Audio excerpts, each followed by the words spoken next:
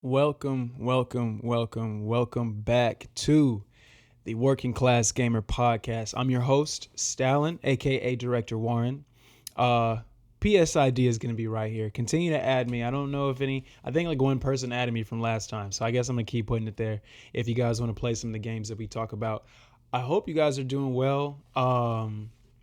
I hope this video is finding you well. I hope this podcast is finding you well. If you've been with me since episode 1, first of all, thank you so much just for vibing with me.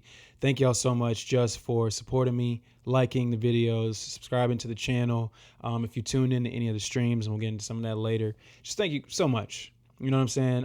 All I can say is thank you. I'm going to always start every single episode with a thank you. I am looking to add some guests. So, if you guys are interested in doing this maybe via Zoom and stuff like that, we can figure it out. If you like some of the things that I've been talking about and you want to join, and you feel like you have an interesting perspective, let's chat. I'm looking to have some guests on this podcast. As I've said many times before, everything I do here on this channel, but especially this podcast, is meant to be a safe space for conversation, interaction, and just the things that people enjoy in gaming. So, anyone is welcome. Just don't hesitate to reach out to me. Imperial Gaming socials are on the channel. You can go there, shoot me a DM, and we can get started. I'm a small operation, so I am looking to grow this thing. So I want to start with I guess piggybacking off of the idea of support and engagement and interaction with a community, fostering a community. I just want to talk about streaming a little bit. I have really been enjoying it. I've really been enjoying streaming. Number one, for as long as I've been alive, I've always liked someone to be watching me play whatever game I'm playing. Like when I was young, I feel like a lot of people can relate to that. Like when you were younger, or when I was younger, I'll just speak for me. When I was younger, I loved when my dad was in the room, or even my sisters watching me play. The few times that my mom was in the living room, watching me play a game, always felt pretty dope, is because of the stuff that I played, and then the things that I know that she likes or whatever. I just remember both my parents watching me play Red Dead Redemption in 2010, late 2010, early 2011, somewhere around there. Me just ride around and shoot birds out of the sky and all that kind of stuff, because I didn't want to do too many missions, because I knew it was a hardcore M rating and I let that one slip through the cracks. But just the idea of someone watching you, it makes you want to do better. And you are sharing in, especially depending on the game. Like Red Dead Redemption is a great example. This is something, it may be something we've never seen before, or if it is, even if it is something we've seen before, it's this thing that we're showing you, that a gamer is sharing with an audience, we think is magnificent. And if you decide to join in with that experience, and then also maybe have the same experience or a similar one, it just makes the primary gamers just feeling of enjoyment multiply, I feel like exponentially. So streaming, I've been streaming the last week a little bit more consistently, last couple weeks. And for those of you who are watching who may be thinking about doing any of this, whether it's podcasting, posting gameplay videos, walkthroughs, let's plays, whatever, or streaming, I highly encourage you to do it if you're a passionate gamer. Mainly because you open up a whole new way to view the games that you play, and there is a blurred line between I feel for the people. I have a 9 to 5 completely separate from this. I feel for those who do this full time. I kind of hope that I can get to a place where I can do this full time, or put in enough time to where I get full-time jobs worth of money back from it, I guess, because I feel like it would just open up more time for me to do this sort of thing, and then also for me to be creative elsewhere. This creativity is being fostered outside of my 9 to 5. So maybe if this became my 9 to 5, then my other creativity, what could I generate in that time space? So like a script, but so I kind of feel for those people, because I do deliberately not stream games that I love the most. there needs to be a reason behind the stream. If you know, you know. I've been doing spooky streams since the beginning of October. I'm taking a couple of days off in between. Today's October the 6th. I think I've done 4 streams in 6 days, and about close to about hour 30, hour 45. Excuse me, about an hour 40 to 2 hours. You know, so that's the range. I'm not a long-term streamer yet, but because I'm not trying to be disrespectful of you guys' attention, I think I'll recognize when people really want that from me, and when it's time to stream for 3 or 4 hours, maybe 5, maybe a whole day, whatever. I'll do that, but I'm just trying to be respectful of everyone's time and my own body. Because again, it's like I will deliberately, it's like, okay, in Batman, like streaming Batman Arkham Asylum, the Return to Arkham version. And it's like, okay, we've reached a great stopping point. We're going to stop here because the game is 10 hours long, maybe. I remember just about how to do everything anyway, so it might take me a little bit quicker than that. So we're going to stop here because I still want to game tonight, but I kind of want to game alone, where the camera is off, the ring light is off, the mic is off, everything except for the TV and the PlayStation is off. Because then it becomes intimate again. It becomes just for me. So I do deliberately like kind of separate certain games and experience. Like I don't think I'm going to stream Stellar Blade anytime soon, because that's still a very like poor example to use of something I like to experience by myself. But Stellar Blade is a game that I discovered a few years ago and its announcements and stuff, and have just followed along with and kept up with, and then acquired the disc, and it's just like, you know, it is an experience. Dragon's Dogma is still a little bit romantic for me in that way. I was recording walkthroughs through Warhammer, and I probably could get back to it, but I played a 2.5 hour chunk of that game unrecorded. So if I picked up where I left off, it's not going to go along with what I was doing. But I just love that type of game so much that it was just more fun alone. Like even when I'm recording, it doesn't feel alone. So yeah, I highly encourage people who have that passion for gaming to maybe get into it. Just throw content out there. Like I'm very selective with how I choose to advertise what I'm doing anyway. And again, in the keeping the idea of making this a safe space, like let that streaming, like your Twitch channel, your YouTube presence or whatever, let that be your safe space. If you've been having the idea to stream, not every gamer needs to stream. I only do it for the sake of what it does for my channel. I do enjoy it, but not enough to say I'm a streamer. It's just I have a gaming channel, and one of the things you need to do to keep your gaming channel active and growing is stream from time to time. But I wouldn't say like I'm like, oh yeah, I'm a streamer. Like no, I as far as gaming is concerned, I still consider myself to be I'm of the pre-recorded mindset. So I do like that type of content creation versus like live streaming. But yeah, it's really good for channel growth. My channel has been growing slowly, but I'm not even going to say slowly because it feels like it's just growing. You know what I'm saying? It doesn't feel like a slow pace, but it's at a steady pace, I would say. And I like it. I like that I have, there's a certain amount of you out there that are going to watch every video I put out. You might not watch the whole thing, but you're going to watch it. There's a certain amount of you that are going to join me on the stream. I know of at least 2 people that are going to join my stream, maybe 3. And that's enough for me. Because as far as the path to monetization and everything, I feel like I'm making some headway. So with that in mind, it has made me explore different types of games. Like I said, I've been playing Batman Arkham Asylum, the Return to Arkham version. And just to wax poetic about Batman for a second, like I am really enjoying doing that. First of all, I don't like horror games, so it was the best game for me to start my spooky streams of October with.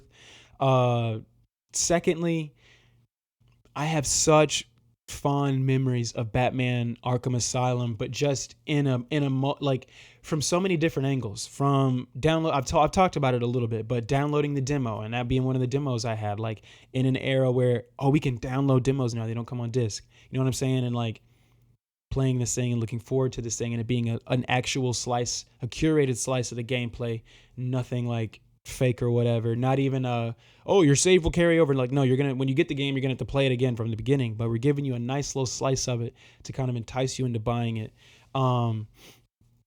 The other thing was Batman Arkham Asylum was previewed at a time, and I'm saying preview specifically, it was previewed at a time where I was just starting to really engage with gaming as an industry and just kind of anticipating releases and maybe, oh, this is what this, so this is a trade show and this is what it's for. The Electronic Entertainment Expo, and like, oh, there's also Gamescom, and there's also this, and the PAX was huge.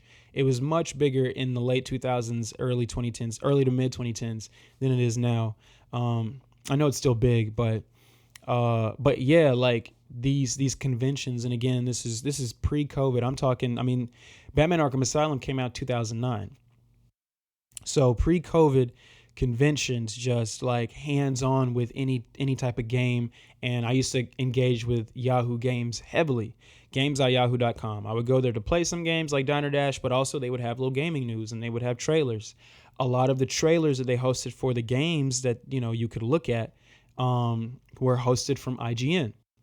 So that was, I'm like 12 going on 13 in 2009. That was like me engaging with gaming journalism and discovering these people, some people who are heavyweights to this day, like Greg Miller. Greg Miller reviewed Batman Arkham Asylum, and now he runs Kind of Funny. So you could see how I end up here. You know what I'm saying? And Batman Arkham Asylum was kind of the beginning of me engaging with gaming in that way. Like, oh, these are the directors, the designers, the whoever, the producers or whatever. They're presenting this game here. And, learning how to take a developer at their word, learning what might be smoke and mirrors, cough, cough, watchdogs, all that kind of stuff. And so then finally getting the game, and I got the Game of the Year edition, and I was just watching a gaming podcast, and I'm not going to name it because I don't want it to sound like a diss, but they were like, yeah, remember the Game of the Year editions? They did that for Batman. Like, what was that about? And it's just like Batman, Arkham Asylum, and Arkham City both deserved a Game of the Year edition. They were on Game of the Year lists for multiple outlets. And it was my Game of the Year. I got that Game of the Year edition. This is early 2010. So this is the very beginning of a small 3D boom that's happening during the PS3 and 360 generation. And, there were 3D glasses that came with it. It ended up being trash. I didn't even play in 3D. I played in 3D for like 10 minutes and I was like, I can't do this. It was cool, but I can't do it. Extra content. I think it was probably the Batman Arkham Asylum Game of the Year edition was like the first complete edition I ever owned. So just really fond memories of that game. And just to be playing it now on PS5, the PS4 version on PS5, streaming it with people in the comments giving their opinion on Batman Arkham Origins and, Asylum versus City, and do you like the open world aspect versus the super focused aspect of Asylum? Like, it's kind of crazy that is the game that I am using to usher in a new era of gaming for myself, if that makes sense. So it's a very like full circle moment playing this game. I mean, it's firing on all cylinders. Excuse me. Like I said, it's my Game of the Year from 2009. It is the premier Batman simulation. The voice cast: Kevin Conroy as Batman, Mark Hamill as the Joker, old girl from Batman the Animated Series as Harley Quinn, Barbara Gordon, Commissioner Gordon, people I grew up with in the cartoon, and then just a 5-star AAA experience being crafted for the Xbox 360, and I played on 360 and PS3. It was just a very seminal moment in my life, and everything they did in that game still works to this day. It's honestly a testament to how influential Batman Arkham Asylum is. I've talked about it before, and I'm not going to beat a dead horse, but it's just like, it really is insane to me how just about every aspect of the design of Arkham Asylum still works 15 some odd years later. Like, it's kind of incredible to me.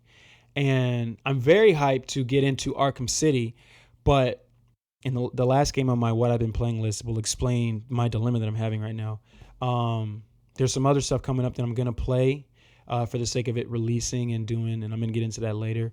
But I'm very excited to get into Arkham City because 2011. Like that sequel came out at a time where we were getting sequels every 2 or 3 years. You know what I'm saying? And it was like, it was a market improvement over Asylum. Like when it was first announced that that was going to be an open world, you know, game, it's like, whoa, because Arkham Asylum is so focused, it's so linear, and they took the exact same formula, expanded on it, and put you in a sandbox, and it worked. Like it really worked. And so I'm excited to get to that one next. I have that one too, so I'm gonna play both games for this month. I'll probably beat Batman within the next 2 streams, like Arkham Asylum, and then I'll do some other things that are on the calendar, and then I'll get back into Arkham City, and I'll beat that before we get to Halloween. The next game on my list that I've been playing recently is Granblue Fantasy Relink. Granblue Fantasy being the head title and Relink being the subtitle. I have had my eye on that game for a while. It's got a deluxe edition that I'm like really interested in, but I still haven't acquired. It's like sitting in my Amazon save for later or whatever. And now I have a physical copy, but I'm still probably going to get that deluxe because I just like the packaging of it. But yeah, I've had my eye on this game for a while. Final Fantasy 16 just really did a number on me, and it scratched the itch that I had for a while for like a good action fantasy game, but it also created a desire for more of that. And Granblue Fantasy Relink and Final Fantasy 16 are like night and day, pretty much. Night being Final Fantasy 16. Relink is kind of closer in tone to Rebirth or Remake, probably Rebirth specifically, just thinking about the colors and all that. But I have an eye for good combat. And so just in some of the trailers that I've seen for it, I was like, oh, that's something that I want to physically play. Like, I want to feel that in my hands and see what that's like. And, you know, the voice cast, this is, I wrote that it's going to become a comfort game for me. Like, every character, and I'm playing in English, like, it is that, like, what's the proper term? I don't want to say, like, weebo or whatever, but just, like, it is that, like, super... just like it's just that anime aesthetic, like in the dialogue and the emoting of even the English voice actors. Like it's like early 2000s, like I don't know, it's not even, it's more, it's gamey. There's a type of that like cadence in the dialogue that happens more in games than it does, like, because Naruto and Dragon Ball are coming to mind, but they don't really, it's not as goofy. I feel like maybe early Dragon Ball probably, but this is like kind of goofy and aloof and like very like just overly emotive. And you guys know what I mean, like you know what I'm saying, like that sort of thing. But the cast is doing such a phenomenal job. Like I don't mind. It relaxes me. Like it does. Like I said, it takes me back to a time where I was watching Toonami. It just takes me back to that feeling of kind of. It's really cozy. It's a really cozy action RPG. The colors are really cozy. The entire aesthetic, the art direction. While the combat is great, it's still like a cozy experience. Like it's not like a breaking a sweat type of thing. And I'm playing on action mode. I don't know if there was a hard mode, but I do anticipate there will be some challenge. There will be things to face and things to deal with, and you kind of have to tough it out or whatever. But like in this early stage of the game, I'm just so relaxed when I play this, and I'm really happy to finally have it. The skill tree looks incredibly deep. Like it's not extra complicated as far as like all the different variations, but the tree is deep. Like I'm only 3% into the tree, and I played for like 2 hours. So I've heard this is like a 10 to 15 hour game, which is kind of why I wanted it too. I've had it. It's why I'm enjoying Arkham Asylum. Just going back to that, I feel like they're both related in their length, because Arkham Asylum can't be no more than 10, 12 hours, 12 max for real. Because like Arkham City was like a 12 to 15 hour game. There are plenty, again, like I said, it's a Batman sim, so there's plenty of things to do. There's trophies to go and find, like literally Riddler trophies and secrets to go find, where you have to get into the character of Batman to find them. Like you have to figure out what tool to use and da-da-da-da. But it is a focused experience. There's a beat here, a beat there, a beat there, a beat there, a beat there, and it's not too much backtracking. Not as much as I thought. I said at the very beginning of my stream that it would be a lot. And anyway, Granblue gives me the same. I wanted, like, for what it is, it's a game I'm going to be able to play well beyond that like 10 or 12 hours it's rumored to be, but I'm really glad that it's not a 40-hour like action RPG. I'm glad it's not that deep, because while I do love what I'm playing right now, like with the things that are coming up and just like content creation and all that kind of stuff, it's just like it'll fall to the wayside because it wouldn't be engaging. And the story hasn't really gone anywhere yet. I literally have not left the first area that I've reached. I picked up all the side missions and I started doing them. So we'll see how the story goes. I don't want to make any indictments or any grand statements about the story right now, because maybe it could get deep, maybe it could get super emotional. I don't know. And normally these types of games are the ones that kind of like punch you in the gut out of nowhere. You didn't see it coming. So we'll see. But I am glad that it's just not supposed to be that long. It's designed for you to replay and re-engage with, but from beginning, middle to end, that is not going to take you as long as Far Cry 5 is going to take me, or Assassin's Creed Shadows when it does come out. Like, you know what I'm saying? So I think it's good to kind of have these isolated, focused experiences for right now. Again, with keeping that same theme in mind of a focused experience, Tales of Kenzera Zao. I'm also playing, or at least I'm playing the trial. I downloaded it. I downloaded the trial or whatever. The trial, like I'm playing the trial version, which I probably have like 30 minutes left in that trial. I am going to buy it. It's only $17.99. I think I get a discount with my EA Play subscription. So I'm going to buy it. But I got to say, like, I'm really happy that a game like this exists. It's a Metroidvania, which are not really my type of game. Like Prince of Persia came out earlier this year and really piqued my interest, but I wasn't going to pick that up for real, because, or I actually got a free copy of it, but I wasn't going to, like, for me, like, Dragon's Dogma 2 was around the corner, and I was playing Starfield heavy, so I just, you know, a Metroidvania isn't going to take me off of another game. Like, not my go-tos. But this one, and this is why the whole DEI conversation is so exhausting for me as a gamer of color, because although it is a story, it's directed by Abu Bakr Salim. He played Bayek in Assassin's Creed Origins. He's in House of the Dragon, the Game of Thrones HBO show. And something else I'm forgetting that he's in, but he's got some credits. But his turn as Bayek in Assassin's Creed Origins is one of the main reasons why that's my like personal like top 5 of maybe not top 5 but top 10 of all time, like game that I've ever played, because I love Bayek so much. This is actually his game that he wrote and directed, and EA published it as an EA original, and he developed it through his Surgeon Studios. I'll correct myself if I'm wrong, but I think it's Surgeon Studios, but they're a multimedia studio. They do games, but they also do movies, and they have the environment for podcasts. It looks like I watched a couple of videos from that channel, and it's a multimedia studio. They're a multidiscipline studio. It's not just focused on film or TV or games. They do all of the above. And I really like this game. I really, the main character is really resonating with me because, it's an Afro-futuristic tale, or setting. So, someone has lost their father. The main character has lost their father, and the father left a story, which I'm assuming is the Tales of Kenzera, or Zao, or whatever. And it's a story about a shaman who has lost, because you start the game as the character in the Afro-futuristic setting, somewhere in the future. And then when you get the book, you start playing the game as Zao, I believe. I think that's his name. I don't think the Afro-futuristic character's name is Zao. I think the shaman is Zao. You start playing as a shaman in this story that that first character, his dad made for him when he found out that he was sick.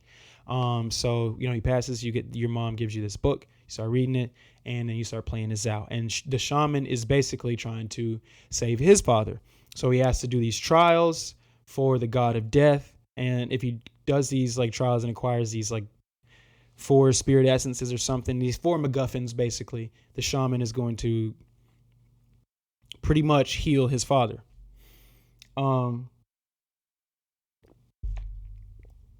And it's really interesting to me because he's coded as a teenager, an older teenager, maybe 19, 18, 19 years old, who was about to have to inherit a lot of responsibility because of his father's passing.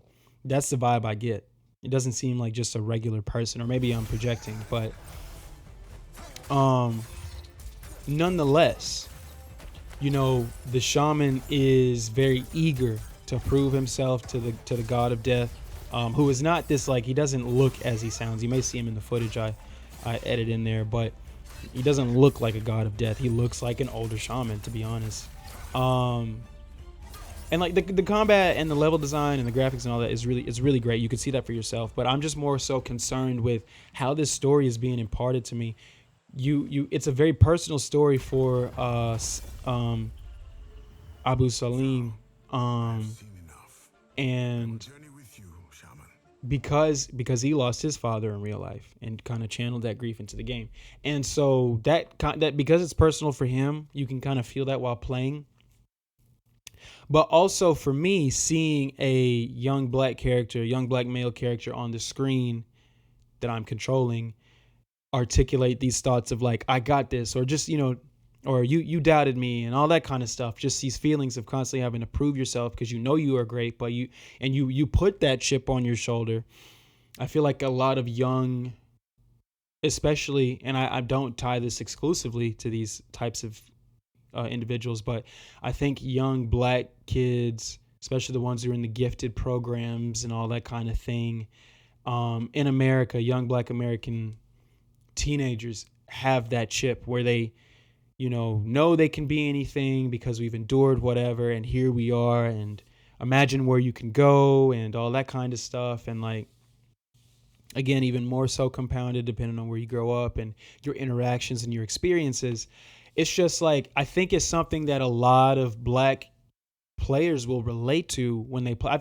Anybody's going to be able to really relate to that, but I think it's just going to be a surreal experience to see that coming off the screen from a black character. I was watching Inside Out 2 last night. I love the story of Riley. Like, I love what they're doing with her. That's a young white girl. You know what I'm saying? Like, we are not the same. And that story really resonates with me. Inside Out 2, the anxiety thing, like, it's a very generalized characterization of anxiety, but still, I think, really well done. But, even though it's this young white girl's experience, it's good storytelling. So I'm not watching it thinking like, da da da da. Just like we didn't watch Toy Story and think anything of seeing Andy. So, but again, because it's been mostly a very typical type of experience, I won't even just say white, just a cisgendered male experience in most video games that we play. Well, I will say white. Most of the time it is a white guy. He plays a white guy. Some of my favorite games I played as a white guy: Spider-Man, Matrix, Path of Neo. Just no disrespect. It's just facts. And so this particular game that was assisted by Sweet Baby, and I'm bringing that up for a reason, Sweet Baby Inc., a narrative consulting agency. This particular game, because of the representation of it, got caught in a lot of the negative conversation around games with DEI. Which is stupid to say that, this game has DEI. Like, it's a game and it is what it is, and these are the characters. Like, nobody said that about Deathloop or anything like that. This is a conversation that has just started in like the last couple of years, I feel like. But there's still value in characters that come from different places than what we're used to.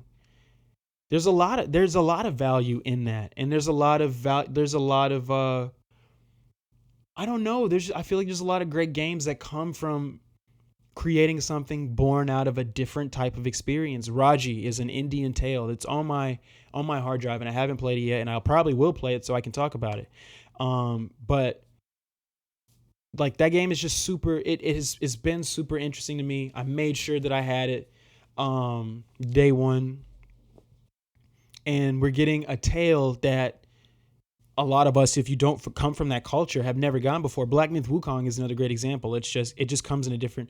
To me, that diversity comes in the developer that's making it, like, literally. It's a Chinese developer. We don't have a lot of Chinese developed made games here in the West, at least. So that to me is in the same ballpark as what is being done from a narrative standpoint with Tales of Kenzera.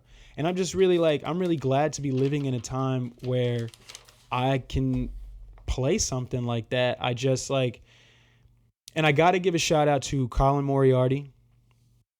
I watched your interview with Abu Salim, and first, just using your platform to give him a chance to speak.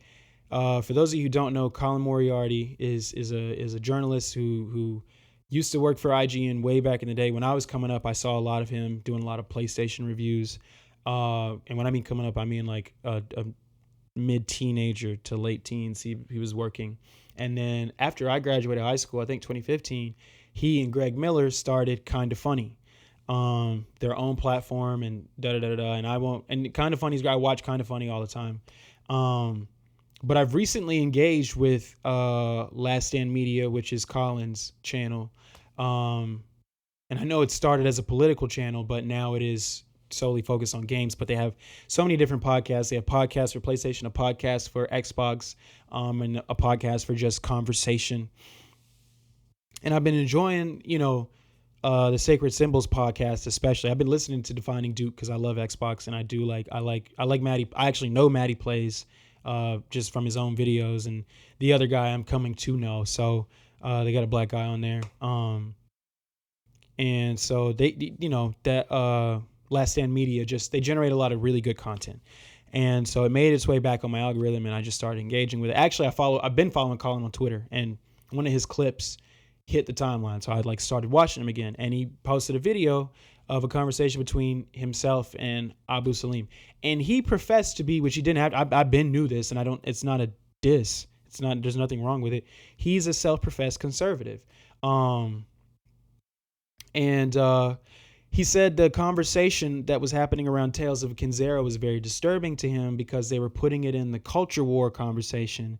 The conversation about, they're forcing us to play as a woman, or they're making this girl black just cause, you know what I'm saying? It was a white girl and they changed it to a black girl. That conversation, they put Tales in that conversation, and it was not that game. It was a game born from a very genuine place. And I do think, even though I like to see black characters on screen, I wish Final Fantasy had more of them. And because I like engaging with games of different cultures, because I'm just that kind of person, I love learning about different cultures through my favorite arts, whether it be film, music, or games. I do think we need to be cautious and wary of when that is being done to pander. But we also, because the people who are the loudest when the pandering is happening are always the people that don't look like the character. I mean, it's always a white person, frankly, that I see complaining about that sort of thing. And have building entire platforms off of DEI hate. I mean, there's a Steam community that's 400-some-odd-thousand strong, 400-something-thousand of people who will flag a game because of its DEI or Sweet Baby affiliation. And I think it was really interesting to see a journalist like Colin, who I really enjoy and respect. I want to say that because I know I probably come off as liberal to some people or whatever, but I'm just a black man that's going to tell you like it is. Colin Moriarty, this white man from Long Island, New York, that I really enjoy and respect. Not that we being black gamers or the black gaming community or a black developer, I know that you know this, needed your validation. But it was very powerful for you to use your platform, your successful platform, to have that conversation with a creator, a black artist, frankly, who is telling his story of grief through one of everyone's favorite mediums, games, and defending that, because it got really nasty at one point a few months ago for Mr. Salim and that game on Twitter. That's where a lot of that negative discourse happens. It got really nasty at one point, and it was refreshing to see someone from that corner. And I don't put him on that side. I don't put Colin on that side of people that are just like mad that Yasuke is in Assassin's Creed Shadows, because I haven't got that vibe from my own just watching. And I've watched their podcasts like all the way through, and they make some long ass podcasts. But so I don't put him on that corner of the internet for some of these other creators that I've literally had to hit the three dots and say remove, don't recommend channel ever again in your life. Don't recommend this Twitter page ever again. Telling the algorithm on some of these people who are frankly just racist. And it was refreshing to hear you say that this conversation has gotten a little racist and that this game is not that this is a genuine work of art. And the concepts and the themes in it are wonderful. So I salute you for doing that. But enough glazing for you, white man. You got a successful platform. And if you're a good guy, maybe you'll retweet this clip or have me on your show. But I really enjoyed that interview, and that made me download the game right then. Like, I was like, okay, I have to play the trial. I can't. First of all, I, as a man who is committed to buying games with black characters, I can't let this white guy I can't let this white guy be glazing this game, and I don't even have it. I haven't played it. So salute to you for using your platform for that, man. It was a great interview, really great interview. A lot of great tidbits outside of gaming in there. A lot of great nuggets from both of you gentlemen. So yeah, played that. Didn't like just that was a solo game I played by myself. That's probably going to be another cozy game. I am going to download it. I really am excited. That is a game I know is going to punch me in the gut emotionally. And last on my list of what I played since I last talked to you guys here at Working Class Gamer, Diablo IV. So I took a break from Batman for the 4th stream on Saturday night. And I decided to play Diablo 4 because now, like, my hype for Vessel of Hatred is super high. It's super high. And it was a mistake. Not because it's a bad game. It was a mistake because now I really want to play Diablo 4. I gave it a try a year ago during, like, the second season. It had to have been the second or third season. It was the Festival of Blood or something like that. It was a vampire-themed season. And I guess I tried a dungeon that I should have been trying with another person because every time I leveled up, the dungeon went up another level. So I guess I need another person. But I got stuck at this dungeon and I was just like, I'm not like, this Diablo ain't it for me. Like, I don't know. Like, and I should have just kept with the story. But, excuse me. I fell off with it. And then, started doing these spooky streams and I was like, okay, well, I don't want to just do straight Batman. Like, what can I do? And I'm going to tell you guys what I'm about to do soon. One of the games at least. So I was like, okay, I'm going to do that one, but I'm not going to buy that game. I'm just going to do a little preview for one night only. Arkham City, like what else? Like what else can I do? Because Dragon Age is October 31st. Diablo. I just heard, Vessel of Hatred was coming out and it was already it was in the YouTube algorithm. And so I was like, yeah, I'll play that. I've got it. I'll stream that. Let's just get back to the story. Let's focus on the story. Shout out to Brittany. Brittany said she's gonna play with me. So I was like, okay, let me stream it. Great stream. Shout out to my guy for sending me. Your name's escaping me. It's been a long day, but you sent me your BattleNet ID, so we are gonna get on there. But shout out to people who joined me for that stream, man, that engaged with me on that last night actually. I had a really good time. Number one, that classic Diablo formula. Like, I think there's only one other like RPG formula that comes second for me, and this is for me and my ADHD brain, and that's Borderlands.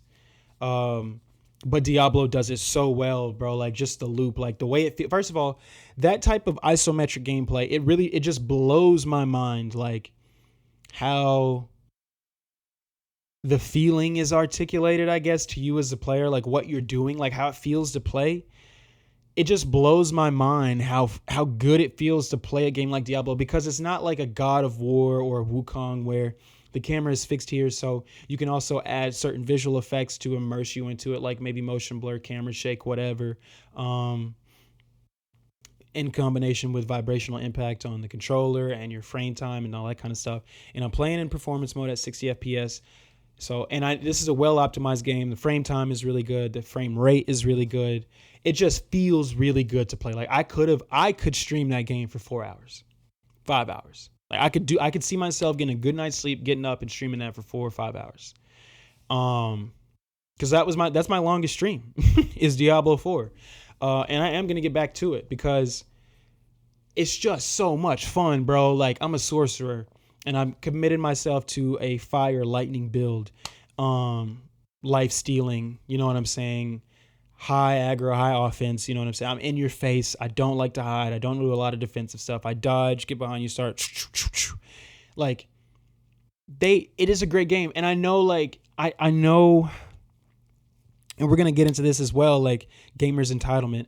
I know that we wanted whatever we wanted from Diablo 4, but it's playing how I remember. The Vessel of Hatred update doesn't hit until tomorrow on the 7th. So the 2.0, if you will, you know what I'm saying? Like the kind of Phantom Liberty-esque update that hit Cyberpunk has not hit Diablo 4 yet. There have been some balancing and quality of life fixes and all that kind of stuff, but it feels the same as when I was playing it a year ago.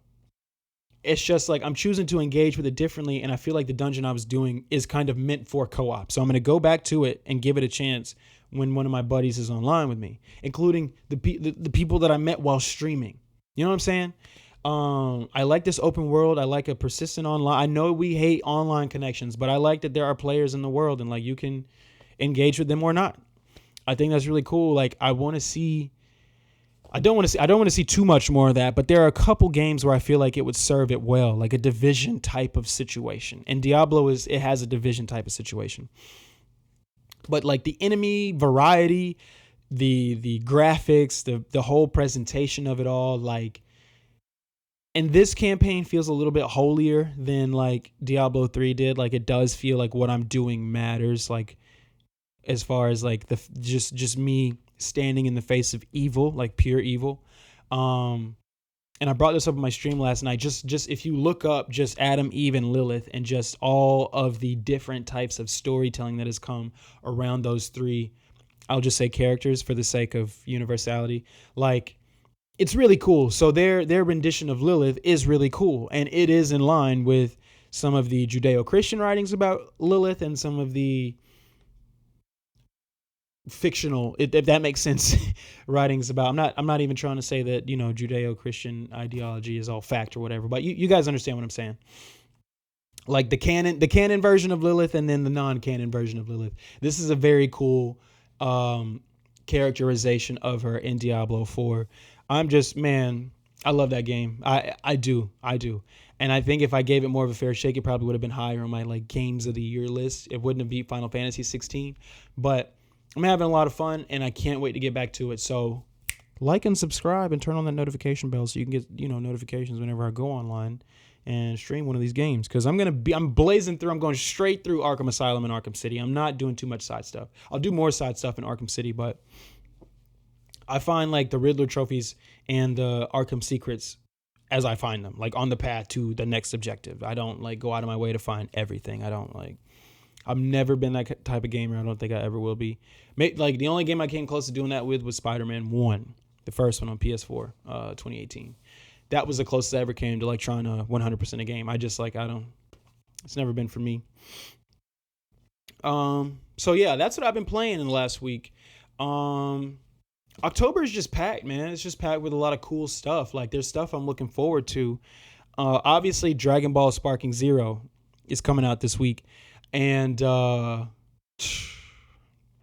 listen, if you know, I'm not even going to talk too much about that game because I'm going to do a whole episode of this podcast about Sparking Zero. And we're going to talk about, shout out to my guy Rampage, your boy Rampage, at Rampage Plays on YouTube. Y'all go subscribe to him, check out his videos.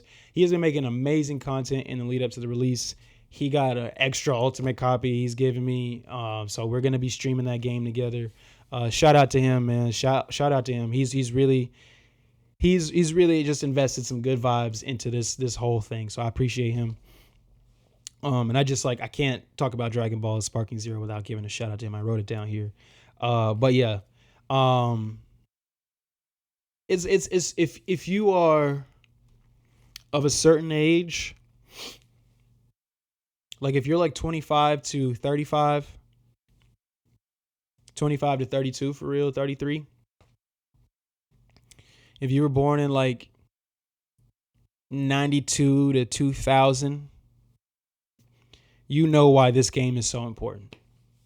I was born in 96 for those of you who just need to know where I am. But this is huge. And it's a huge game. It's a huge release. If I look, I'm going to pull it up on the PlayStation app, but I'm pretty sure I'm pretty sure this is the number one pre-ordered game right now. Like all the editions. What's hot? Wukong still on the list. Shout out to Wukong. Top games in your country. 2K25, which is out. Number 2 is Sparking Zero. Number 3 is Fortnite. And number 2 is the, this is the best sellers list. Number 2 is just the standard edition of Sparking Zero. If I go to pre-orders, the number 1 pre-order right now is the Ultimate Edition. The number 2 is the Deluxe Edition. Number 3 is the Standard Edition. And number 4 is the next game that I'm interested in. But I'm going to keep talking about Dragon Ball first. It's not the boxing game Undisputed is number 5. Number 6 is Black Ops 6, the standard. Then the Vault Edition and then the standard edition of the next game that I'm looking forward to. But yeah, it's out pre-ordering, it's outpacing Call of Duty, which I think is insane. And it's also why I think this is a great reason. Ubisoft really made a good move. I think they've set themselves up for success pre-order wise, because they've been pretty low on that list. Because a lot of people I know who love Assassin's Creed and all that kind of stuff or like it Dragon Ball. Like Dragon Ball's coming out. 162 or something, some crazy number of characters, and I know that like 40 of those are going to be Goku and Vegeta variations, but that's still like 100 plus characters, bro. We're getting 100 odd unique characters, I would say. Even if it is like that's a lot of characters, even if we're talking like variations of the character. I'm sure they're going to do that kind of like Ultimate Ninja Storm has done that, like where you have like 17, and they've done this in the past, 17 different Naruto, 17 different Gokus, 17 or 5 different Vegetas, and so on and so forth. So if they do that, it's still whatever, because they're really honing in on these moments in Dragon Ball and then creating your own moments within the canon, like paying homage to these canonical moments like Raditz, Goku, and Piccolo, Gohan and Cell, you know what I'm saying? Like Maj and Vegeta, all these moments that have happened in the entirety, they are like this. I felt this way about Dragon Ball Fighter Z, but this is like this is so much bigger than what that was. That's one of the best fighting games of the PS4, Xbox One generation, bar none. Like it's top 3, I think. Top 3, I would say. I might even argue top 2. Fighter Z was incredible. But this though, like the amount of respect that is so obvious, like is beaming from this whole thing. I'm really excited about it. Everyone's excited about it. It's at a fever pitch, I feel like. I'll tell you this. Y'all know where I work at. This game has just as many pre-orders on PlayStation 5, the most popular console, as, and this is physical edition, this is where I work at, the game store. Just as many pre-orders as Black Ops 6. I think that is insane. Insane. This is our most pre-ordered game of the year. Shout out to my store. So yeah, I'm hyped for that. I'm just like, it's especially like, just with the like the Dragon Ball community is we are more than eating right now. We are feasting. We are feasting. Like high holy day feasting. Like we're feasting for days on end. It's not just one feast, it's multiple feasts in a row. This is incredible that this game is coming out. It looks so polished.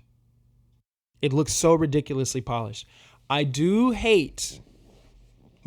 am a bit upset about the lack of couch co-op, because again, if you were born between 92 and 2000, you were playing Budokai Tenkaichi 3, whatever Budokai you were playing that with the homies. You were playing that with your friends, your cousins, your brother, whatever. So I do kind of hate that outside of like, I think one stage, there's no co-op. However, I'm not that upset, because just the amount of effects and like the stages and everything,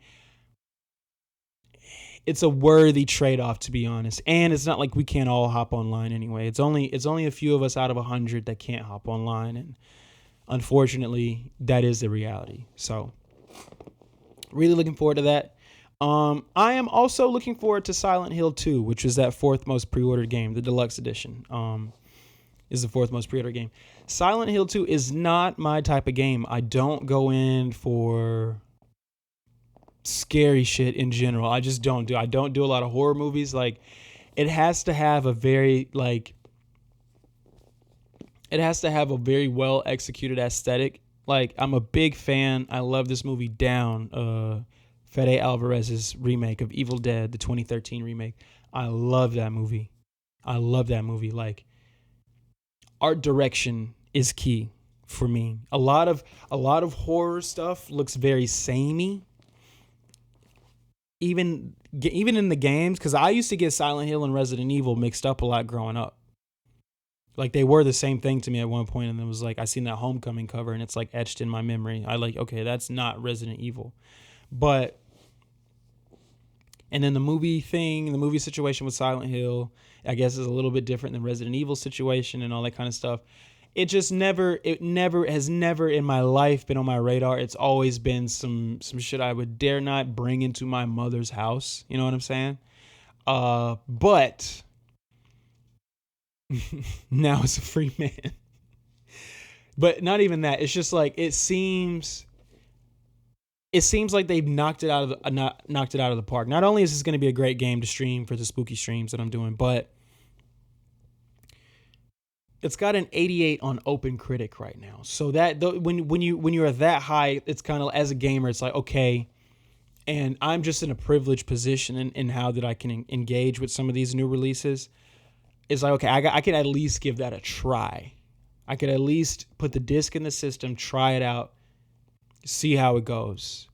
And if it demands my attention, I'll see it through to the end.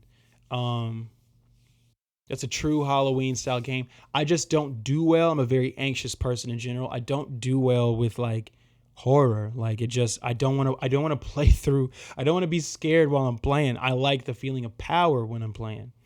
I don't like being scared. Period. So, but I am going to play this. That the reviews are kind of demanding, and I haven't read any or watched any American reviews. I've just seen that average score. That's kind of demanding my attention.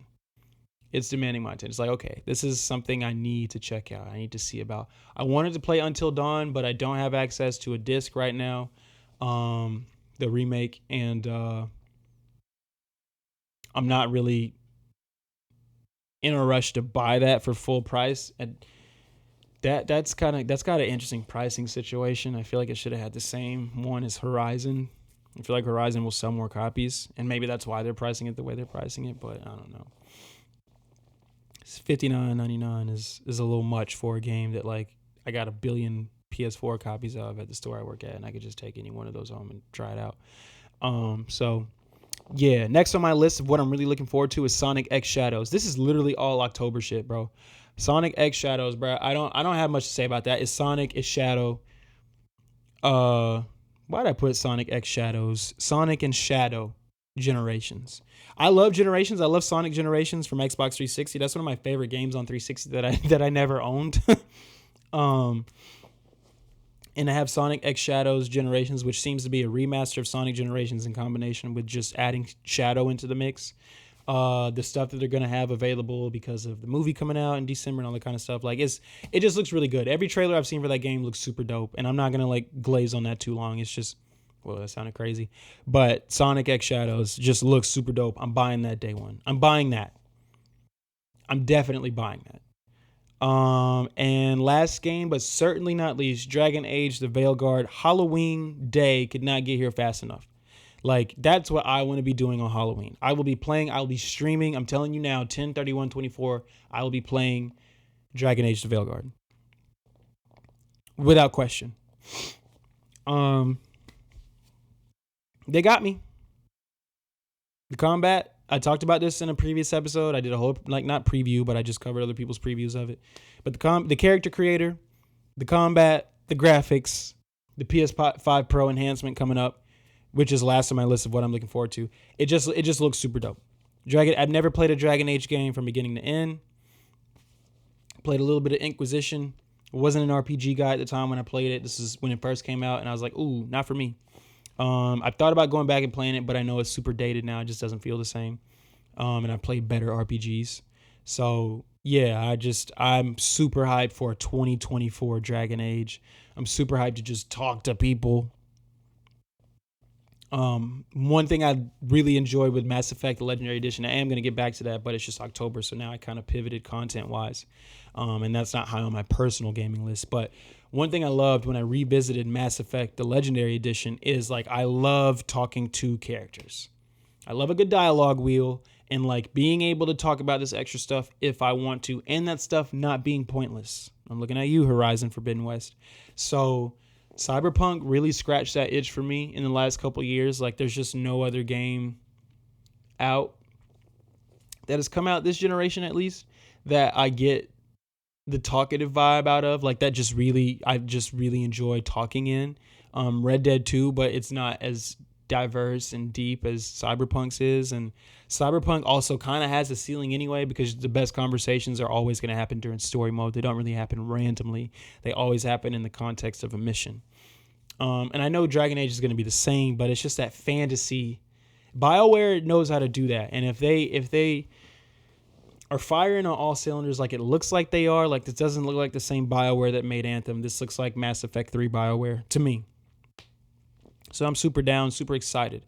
And lastly, PS5 Pro. I'm not going to talk about it for too long, but the videos are out. Go look them up. Digital Foundry, PS5 Pro. They've been doing the comparisons. Last of Us Part 2 convinced me to get it day one. If Horizon didn't do it already, Last of Us Part 2 showed me the tech is really what they say it is. Just looks dope, and I'm just hyped to have it. I just want it now. My DualSense Edge. I have been using it. Little random hair on there. First of all, I love it. I love the color. It's white and black. I love how it feels. It's kind of heavy, a little springy. I got these like PS3 type thumbsticks on here. I don't know where my case is. It's around here somewhere. It's got the rest of my sticks. My phone just fell. Sorry, guys. I'm using a little ASMR. I'm using the little back. I do wish that there were two, though. I do wish like this is like the Elite Series 2 and there were two on the back. There's just one set. But I've been using it. I still haven't put the game in that I mainly want to use the Edge for, which is Armored Core 6. I still haven't put that back in, but I will eventually. Again, it's October, so I just pivoted. Game-wise, like mentally and just content-wise, I just pivoted. But yeah. But I will say, playing all of these different games, but especially Batman and Silent Hill 2 Remake coming out. You know, we talked about this last episode. Like, I've really been considering the way things were. Playing these games, Diablo, because Diablo 4 has me thinking about what it was when I played Diablo 3. And I played Diablo 3 with my best friend Eli in 2015. We played it all summer long at his dad's house on the same screen. And then Batman Arkham Asylum, I played that in 2010. And it's just got me thinking, especially coming off of last episode, it's just got me thinking about the way things were in gaming and where they're going.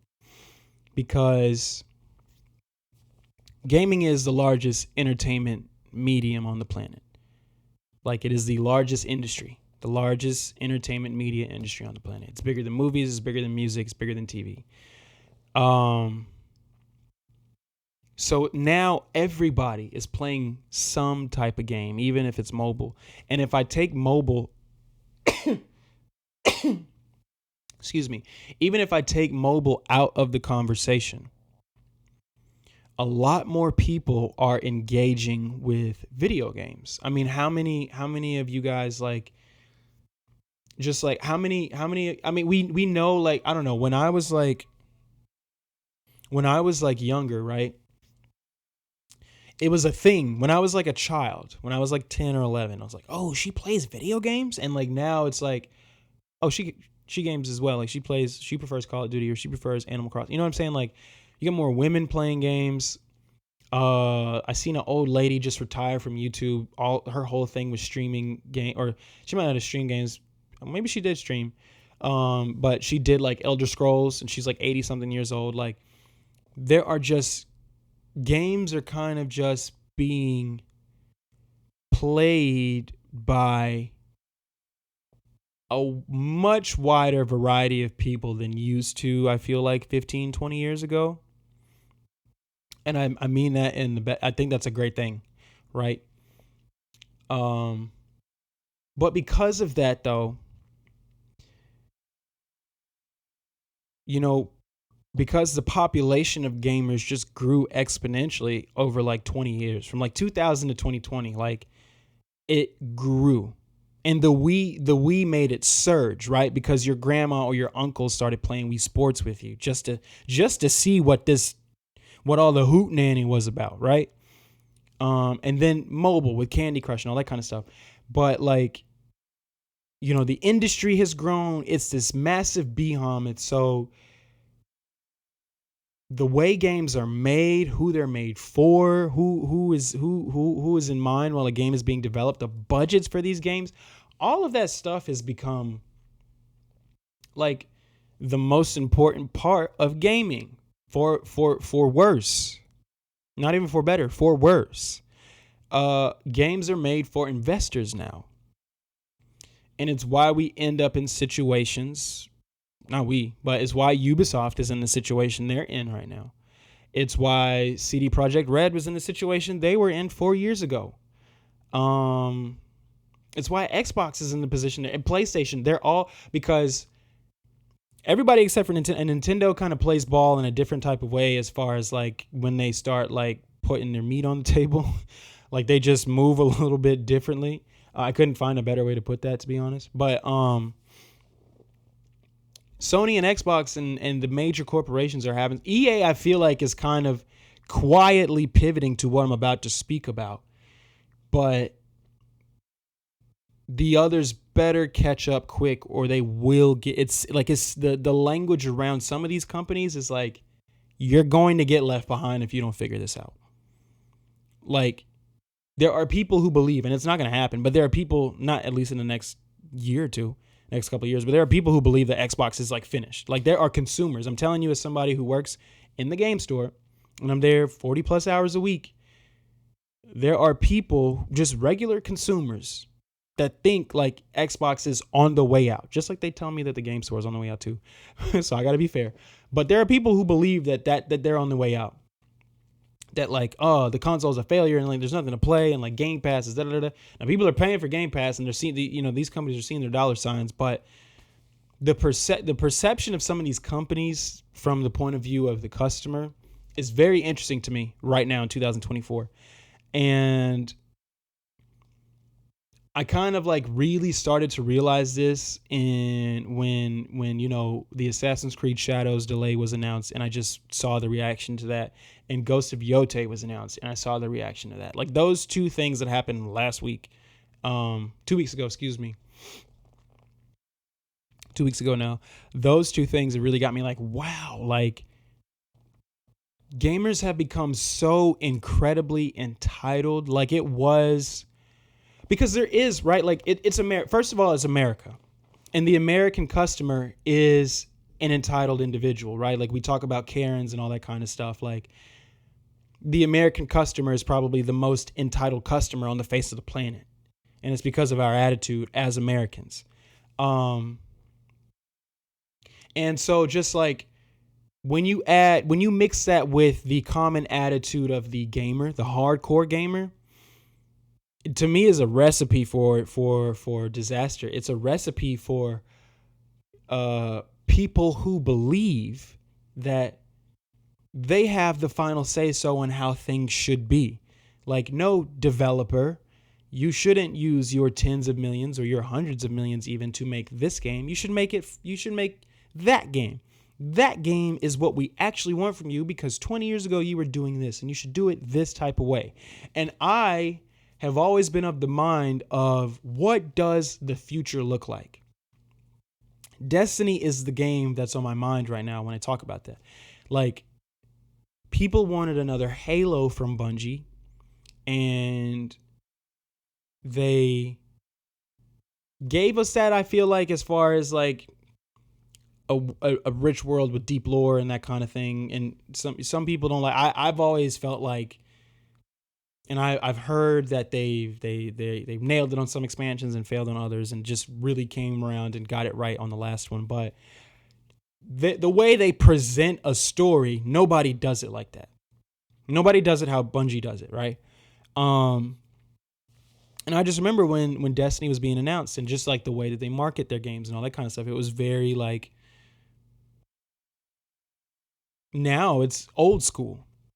And now they're struggling with how gaming looks today because of like this attitude to please investors who don't even play the games in the first place.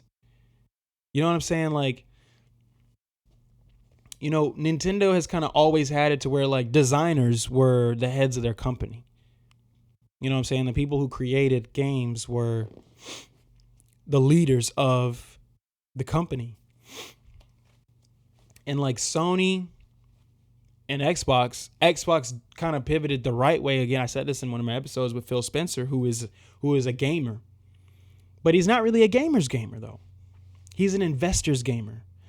And a lot of consumers are realizing that, oh my God, I fall into the gamer's gamer category. Like, I don't want a lot of this pomp and circumstance. Like, I think that's just now happening where we're demanding that of, not really demanding, but like the developers that get it are finding a lot of success, like Saber with Warhammer. I'll even say whatever the developer, whoever developed Helldivers 2, when that game came out, they had an understanding of what gamers love from video games. Right, even with it being a live service game, they had an understanding. They started to falter a little bit when they had to do what they needed to do to please the investor. That's how that looks to me, at least. And they've pivoted back to, okay, we gotta remember the gamer first. Like, we have to prioritize the gamer first. Like, we were getting so many different types of games just 10 years ago. And 10 years before that, like that 2004 to 2014 period. I'll say 05. 360 comes out November 05, right? From 2005 to 2015, you are just getting this like large swath of AA and AAA games that are completely different types of experiences. Like, you had the third person shooter boom because of Gears of War, so you get some BS attempts at, you know, something new or whatever. But everybody was trying. I brought up Inversion last week. Everybody was trying something that didn't exist in another game. Like, Dark Void was different than other games you could play on the 360 or PS3 at the time. Inversion was a different type of third person shooter, play with gravity. It didn't execute so well, but it at least offered you something different, something new. Wet. I think I brought up Wet Work. Well, it's called Wet, but short for Wet Work, from Bethesda. That game had, like, you know, the 1970s hard-boiled grindhouse aesthetic and all that kind of stuff, and there was no other game you could get that from. It was just Elder Scrolls Oblivion, Elder Scrolls V Skyrim, it just like Mass Effect, like everything, even if they fell in the same type of genre. Like, Battlefield was very different from Call of Duty. And Battlefield failed when it tried to replicate the success that Call of Duty stole from Fortnite. Right? You know what I'm saying? Like, because the investor saw that Battle Royale or whatever works. So you need to do that. You need to put that in this beloved shooter. And it's just like, your fans, the people, your loyal customers, they want to see you. Sorry, guys, I'm developing a bit of a cough. Your customers want to see you take this beloved franchise into the future.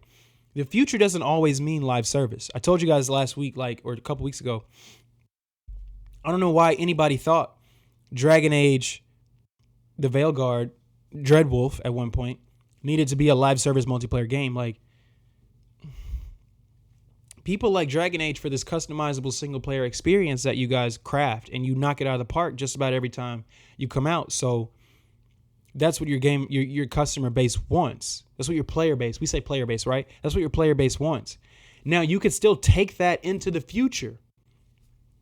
There's a reason, like, we're the new ones with the money right now, right? Like, we're the new ones with the buying power. And the people who are 25 plus are still leaning single player game. Like, they still prefer single player over multiplayer. The older a gamer gets, the more we see they prefer single player experiences. And there are a lot more middle-aged gamers than there used to be.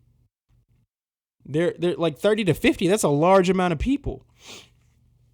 So I just like, now what I said at the beginning, a lot of gamers are more entitled than they used to be, like, or just the entitlement is a lot stronger because, like, we show gamers so much. We tell gamers so much. Like, there was, like, I vividly remember, and this is going to be relevant a little bit later, but I vividly remember walking into GameStop as a 13 or 14-year-old, and Midnight Club Los Angeles was about to come out, or not about to come out, but like there was a piece of marketing in the game store for it, right?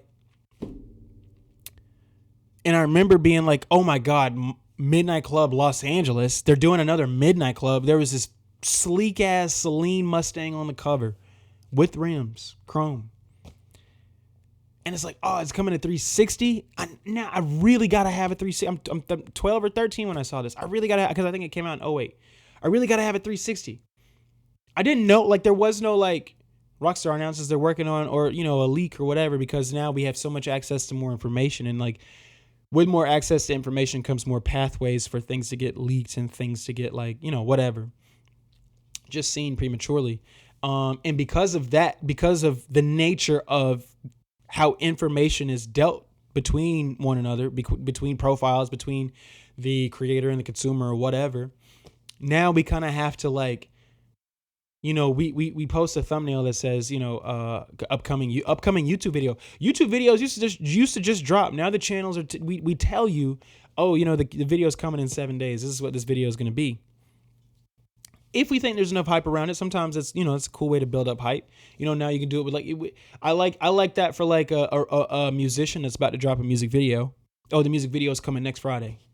Like, I like that with the thumbnail building the hype. But like, now it's like we have to, gamers almost demand knowing so much, like, step by step.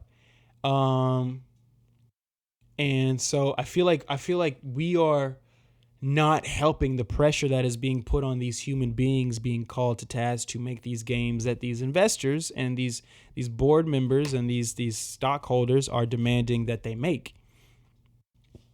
I don't feel like we're making the situation that they work under any better. It's not our responsibility. The working conditions of the buildings they work in is not our responsibility. That's not what I'm saying. But it's just like, how are y'all going to be on sucker punches behind for a game we haven't seen gameplay of yet? And again, I believe that a lot of that outrage was manufactured, and the flames were fanned by people who were just trying to morally dunk on those outraged people. But still, the point stands, like, we haven't even seen I didn't know what Batman Arkham Asylum was until I saw that E3 demo. That's how I know who Sefton Hill is, because I remember him presenting that game. Like, there just was a time where you didn't know of a thing until it was ready to be shown. Like, CG trailers just need to go. And I think they're on the way out. Like, if you're not Activision Blizzard, if it's not for Diablo, if it's not for what's that game, StarCraft or World of Warcraft or whatever, or any of those, like, super huge titles, Baldur's Gate 3, whatever, like, I don't want to see a CG trailer for a game that's supposed to come out in 7 months, Concord. You know what I'm saying? And just, like, see, this is the thing. Like, it's a lot going on, because I have a lot of thoughts about this, because, like, I do believe in games preservation. I do believe in physical media. I know that era is coming to an end, and I'm not upset about it. Like, I'm going to deal with it. I'm going to adapt to it. But a lot of games that I really care about, I make sure to have a physical copy. I have a physical copy of Stellar Blade, physical copy of Armored Core, a physical copy of Final Fantasy 16, a physical copy of Granblue Fantasy Relink, a physical copy of Diablo 4. Games that I know I want to share with whatever generations come out of me. You know what I'm saying? If I have a family, like, I would love to be able to bring my PS5 down from the attic and like show them certain things that I have or whatever. Like, I'm that romantic about my gaming. And like at one point, all of us were that romantic about our gaming. Like at one point it was an experience to pick up a game and open the menu, not the menu, the manual on the way home. Like it was a tangible thing. You remember the cover, you remember the era of cover, if it was this design for the 360 box art or this design when it was post 2010 or whatever. You remember like just taking out the disc. Like you remember when you started to get 2 discs or whatever. And like each, like, that's a part of the experience. Like buying that Game of the Year edition of Arkham Asylum all those years ago, 14 years ago, literally. And the cover art, you know what I'm saying? And just like how the information was imparted to me via the box art, the back of the cover, the manual, the glasses that were on the inside, the look of the disc. Is this a real Game of the Year disc, or is this just a regular disc, like with a code or something like that? Like all these things, like it was tangible. And like, even because I don't think Fortnite's a bad game, right?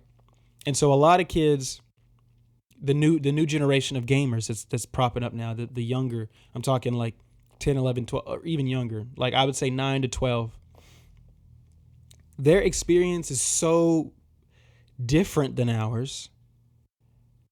I'm just very curious as to what gaming is going to look like when they're 25 years old. Like when the current, like 12 years from now. And I'm very curious as to how those conversations about, like, what their nostalgic conversations are going to look like, because they don't have the same tangibles that we used to, and the tangibles that we now at our age, if you're my age or a few years younger or a few years older or not much older, but 10 years older, 20 years older, you recognize that tangibility that I'm talking about. And there's a new generation of gamers that doesn't have that tangibility. Fortnite is not a tangible experience in the way that Midnight Club Los Angeles was going to be for me. Halo Reach was for me. Battlefield 3 was for me. Batman was for me. Borderlands 1, 2. I bought 3 digitally. But it's not the same. And how the biggest concern is, how are we going to define ownership in with nothing tangible? Like, what does it mean to own something that you can't touch? Like, these are my discs. Those are my games. Like, those are mine. They're in my house, in my office. So you gotta always remember your account information. And I used to think about that when I was younger. Like, are we gonna have to remember like our email addresses and like our like I know now that some of these corporations do intend to be lifetime, but when I was younger, I did wonder, like, am I gonna need to know my password forever? Just young teenage thoughts. And like now it's like, yeah. Once you lose that, who is going to, like, how much help do you have if you forget your password? Or if you just can't access it anymore? How much help do you have to regain access to that game? Nobody's going to say, oh, well, we'll give you another copy. If you make this new profile, we'll just give you another copy. That doesn't happen. Like, if you ever lost a game, you lost the physical game. You didn't lose the password. And you could go buy another physical item to take that item's place, so that you have that tangible piece that you own. I've just been really wondering where we're headed in that regard. Because Ubisoft, the company that told us at the beginning of the year that we should get used to not owning our games, and I guess paying for access on a monthly basis, because most of the money that these companies make now is made month to month, like from these subscriptions. And they told us, you should prepare to not own your games. I think it's cool that Governor Gavin Newsom over there in California is requiring these digital retailers to put disclaimers on there that say, hey, you don't really own this. You're just paying for the license. but it doesn't stop the practice. It's just a surgeon's general warning, right? But I think the saving grace, the silver lining, is the fact that companies like Ubisoft are having to like recalibrate and pivot. You know, there's rumors that Tencent, you know, Chinese company, and they have, I think, like a 9% stake in Ubisoft, and then the Yelmont family, Yves Yelmont, he's a CEO, and his family, they have like 20% of they own 20%, the majority of Ubisoft. They are talking about making Ubisoft a private company. It's a publicly traded company right now, trading for like $10 a share or something like that, last I heard. They're thinking about, they're just discussing terms. They're going to take Ubisoft private. I think that is the best thing Ubisoft can do. I think, you know, the Guillemot family, and I'm familiar with Yves because I've just seen his face and figure for as long as I've been playing the Assassin's Creed games, all the way back to Assassin's Creed 2. So, you know, we know that Ubisoft can produce high quality games and not with a bunch of BS attached to it. And I'm not saying that their live service model is not going to go away. Their expansion pass model is not going to go away, but it is being reworked. And they have come out and say that they're kind of like doing an investigation and doing some reshuffling, so that, because they have said they know that we are an entertainment company, and we basically need to, what I got from the memo that I read is that, quote, we're an entertainment company, end quote there. This is where I start paraphrasing. And we need to get back to focusing on the gamer, giving them a high quality experience every time. Because there was once upon a time where if Star Wars Outlaws came out in 2012 or 2013 from Ubisoft, it wouldn't have been a buggy experience when you first got it. Probably would have been great. So, and that's not to say that game's not great, but it got really, the discourse was tainted with talk of bugs and the whole save issue and all that kind of stuff and blah, blah, blah. And now they're playing catch up. You know what I'm saying? Hoping that they do well over the holidays. But it looks like now they're trying to pivot. And I think going private is going to help them, because now we just got to keep a cash flow.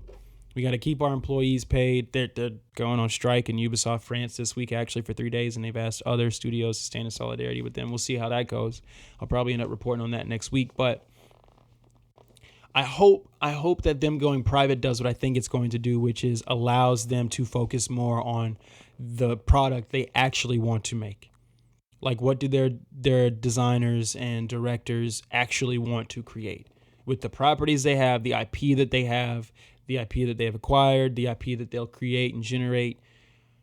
How do they want the game to be? How do they want the players to feel, and this sort of thing? And I think it's easier to do that when you don't have people who don't play games in your ear.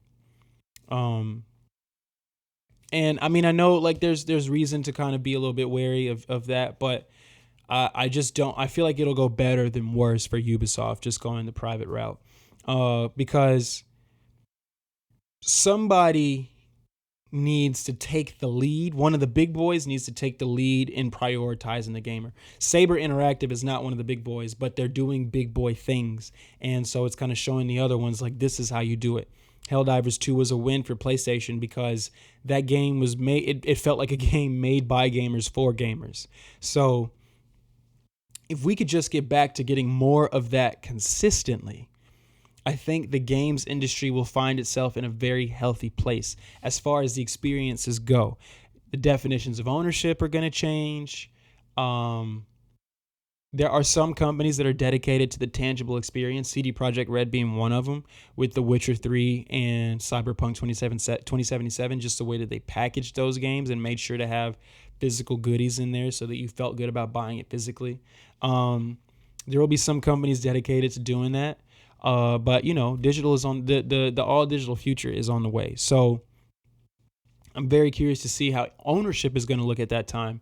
But I don't think most of the modern gamers of that time are going to be very bothered by ownership terms if the games themselves are good.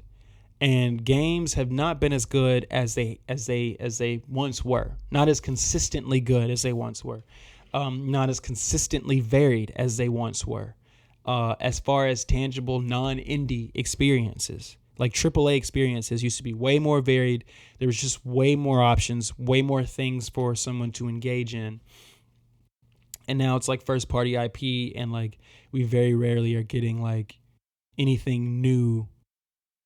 Like Ghost of Yote is a dub for people who want a game that's not remade. Like, because a lot of what we get nowadays are remasters and remakes, or you know, whatever, complete packages and all this kind of stuff. And there's original stuff, there's originality on the horizon, but I personally would like to see more of it. And I feel like Xbox, although Microsoft is a publicly traded company and Xbox is always going to have to answer to a board of directors and answer to their biggest shareholders and all that kind of stuff, I feel like because of the kind of playground that Xbox established in the 2000s and early 2010s, like there can be success for them in people's living rooms if they focus on the experience and the game itself. You know what I'm saying? Like you guys are already changing the terms of ownership in real time right now with subscription-based gaming, and it is what it is. They changed the terms of ownership or access to movies with Netflix, and now it is what it is. If a title gets taken off, there's nothing you can do about it because you're nowhere near the server. You had no control over it, but you're going to continue to pay for it. And you just have to pray that what you like ends up being one of the bigger properties that they feel like they have to keep on their platforms. But you know, so those terms have already been changed, but the approach, like Netflix, I just don't want Xbox to turn into Netflix. Like they were a computer company that decided to get into the games arena, and they found great success in it. And like, I just want them to invest in people who want to craft next generation gaming experiences, not just like the next big like golden goose. Like, I would love to hear an executive just I don't know, like Phil Spencer, it felt like he was prioritizing games, and now we're hearing that there's a lot of things going on the executive level at Xbox. Like, it's just a lot of confusion over there, and I'm like, at what point did it go wrong?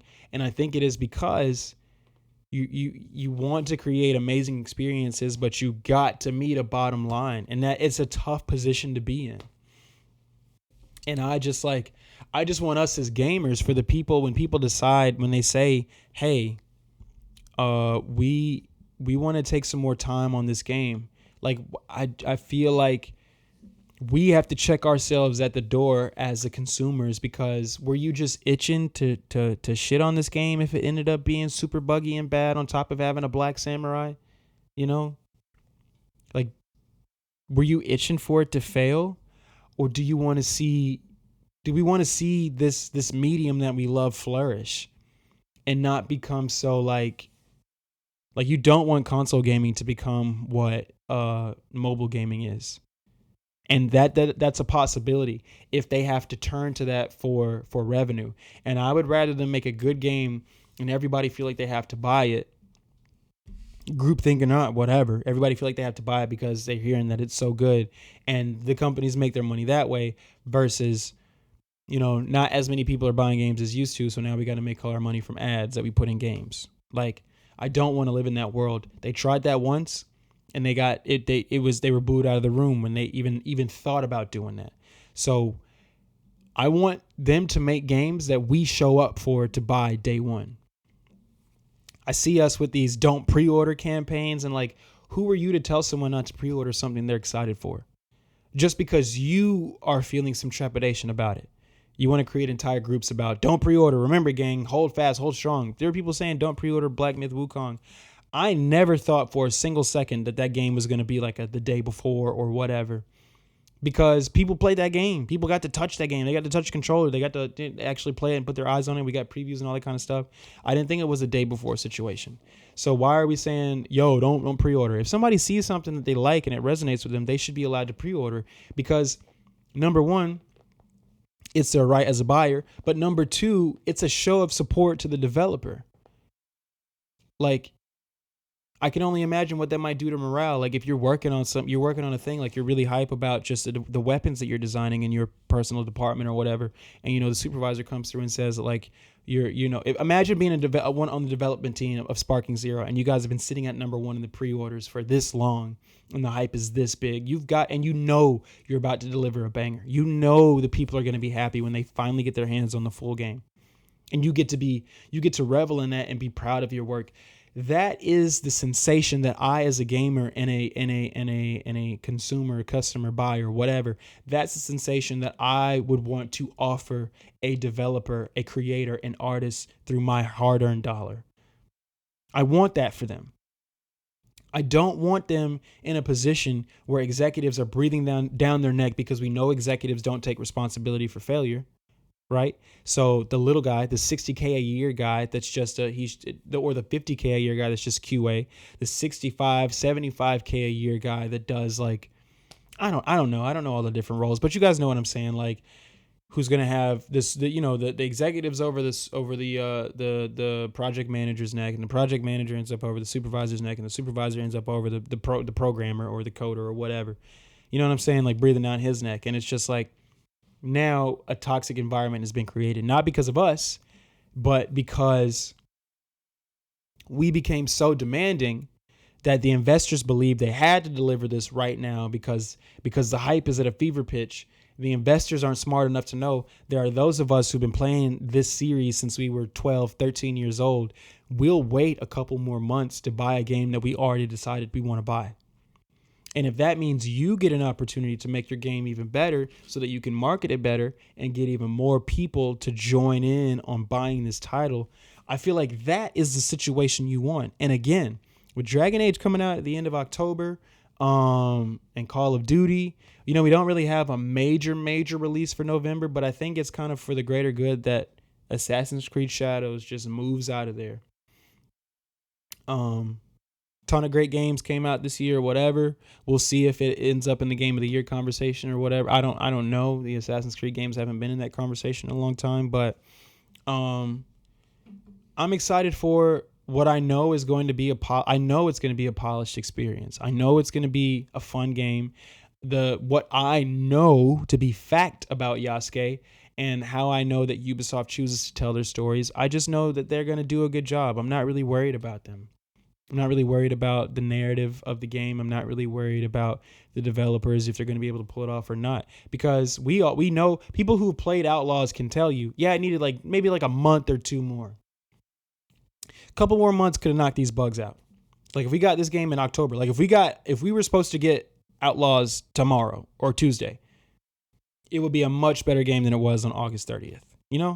So when you're dealing with a developer like Ubisoft, I feel like they're trying to get back to the Ubisoft they were in the early 2010s, when we got stuff like Brotherhood and Far Cry 3 and all like masterpieces, right? So yeah, I look forward to the future of gaming, but I am aware that we're in a really tough place right now. But it's the people who are in a tough place are the people who have made bukus of money off of kind of diluting one of my personal favorite arts. They've been diluting it with cash grabs and formulas to make more money, and just like, okay, let's take this model from a totally different industry and apply it here, and blah, blah, blah. Like, a lot of people who don't play games have been making decisions on the games and what games come out. And again, it's all tied together, like the pandering that you might get, you know what I'm saying? Or the money hungry tactics you might get over there or whatever. Like, it's all born out of investor culture. And I just am excited for games that are going to be made by companies that don't really have to answer to as many investors or as many shareholders. You know what I'm saying? I hope and pray that that's what's going on, and that they use Ubisoft and some other companies like Bungie, use the opportunity, use the second chance that they have been given or about to be given to kind of prioritize the player again, because you have the pedigree, you have the talent, you have the cash too, to create a wonderful experience, to create something we've never experienced before, even with your existing IP. But you got to focus on your players, and not the ones, not even the ones that, and because you got our information, you track us. Not the ones that scream from the top of their lungs about this, and that. But the ones that like genuinely care. The ones that are saying, I really like this, I really enjoyed this, blah, blah, blah, blah, blah. The ones that write you guys long letters in Reddit forums and on Twitter about how much they love your game, how much they appreciate this. They make long form video content about how much they love what you do. Those are who you need to prioritize in the next decade of game development. Because I think we'll see a considerable difference in what comes out behind that. So that's just what's really been on my mind in this last like week and a half of gaming. And it came. I'm gonna tell you guys a story really quick. It like I was kind of brought back to those tangible experiences that I had in my youth. Recently, a lady came into the store and she had a box full of like 40 to 50 original Xbox games. And it wasn't no bullshit in there either. I'm talking Forza Motorsport, Metal Gear Solid 2, Halo Combat Evolved, Midnight Club 3 Dub Edition. She gave me 2. She only had the disc for Midnight Club 3 and Max Payne 2. I never got to play these, and I've got an Xbox sitting in my cart now, so you guys will probably see some content for this soon and some other just Xbox games that are on my list of things that I want to go back and play. But she just had a tremendous amount, and I'm just going through, and I'm just like, oh my gosh, man. It was just taking me back to a time. It was just taking me back. And the kids that come into the store that are of the age that I was when I was engaging with Xbox, which is like 8, 9, 10, 12, 11, 12 years old, like they come in to get a V-Bucks card. They're coming in to get a Roblox card. They're coming in, like a lot. And there are a lot that like check out the wall and look at what we have coming out and all that kind of stuff. And they know their stuff and they talk to me about games and they're only 13 years old, 12, 13 years old. And they know what they like. They know what they didn't like and what they're looking forward to and all that. But there's a large population of children that just like, or young gamers that, I just need some VC. I just need the V-Bucks. Just virtual currencies and codes. That's it. Nothing tangible. As soon as they put the code in, they throw the card away, And I'm not mad at them. I don't think there's anything wrong with that. It just like, it was just the juxtaposition of it all. Like I had this box of games here and I was doing these types of transactions over here, and it just really took me back. And she was older, so it kind of took me back to my grandmother who took me to the game stores a lot. She took me to Rhino's video games to look at Nintendo 64 games and all that kind of stuff. Bought me a PS1 to have at her house. So I had Gran Turismo, which I sucked at. Gran Turismo 2, I think. Or 1. Might have been Gran Turismo 1. Gran Turismo, Twisted Metal, and the Legend or Spyro, whatever Spyro that was, the first one. Just like it just really took me back to that time. Had me very nostalgic, and I'm really grateful to her for letting me take a couple. I told her about the ones that because she was like, I'll just put these in a yard sale. I'll sell them for $1 each because we don't take. With most of them, these were the deep cuts. These were the ones that aren't backwards compatible on Xbox One or Xbox Series. And I was telling her, I was like, don't just put these in a yard sale for $1, $2 a piece. Like this one right here is worth $40 easy. Like I'm looking at, I saw the disc, no scratches, no nothing. I said, this one, you could get 25 easy. Like if you could find somebody to help you list these on eBay, like you could get a good amount of money out of these. She had a lot of money in that box, and I know she just wants to get rid of them, but it was just really good to see those. Like Dance Dance Revolution, I never owned that. I just remember that time. And it was just really good to see those games again. The ones that like it was a full package. It was what it was. She even had some demo discs in there. You know what I'm saying? Like stuff that somebody probably got out of a OXM magazine or just like whatever. She had one of the Burger King 360 Xbox games. That was kind of cool. Yeah, like I don't know. I feel like the industry is about to take a look back so that they can move forward. And I think we're going to see a lot of that in 2025. Like I think certain genres are going to be pushed, certain boundaries are going to be pushed technologically, are going to be pushed. Just the way we engage with the game, the moment to moment gameplay, that's going to be pushed. But I think if we look at some of the successes of this year, I think even more developers are going to look back on their own legacies to move towards the future. Like BioWare seems to be doing that. They're unapologetic about it. Saber was unapologetic about it. That's just the two I can think of off top. So we'll see how it goes in the future. But with that in mind, I thank you guys so much for being with me today. Thanks for watching this episode. If you like this episode, please, please, please like and subscribe. Again, I'm interested in having guests to have conversation with on camera so that we can share our perspectives with the rest of the world. And if you feel like you're interested or comfortable with that, please don't hesitate to hit me up. We can set something up. We can get it right and get it going. I already know what my next few episodes are going to be. So this is just a slow news week. So I just wanted to kind of talk to you guys about just things that I've been pondering. But with that in mind, what I'm saying, you guys take care. You guys be easy. I appreciate y'all so much. Join me this week. And if you're watching this like way later, just know there's content on this channel that we did this week. Silent Hill 2 streaming this week. We're beating Batman Arkham Asylum. Dragon Ball Sparking Zero with my boy Rampage. Like, we're getting into it. So keep it locked here at Imperial Gaming. Subscribe. Turn on that notification bell. I promise you, I will not make you regret it. I will not waste your time. And I'm not going to waste my breath. So with that, you guys have a good rest of your day, good rest of your evening, have a good morning, wherever you are when you're watching this. Just speaking life, love, and blessings over you. Peace.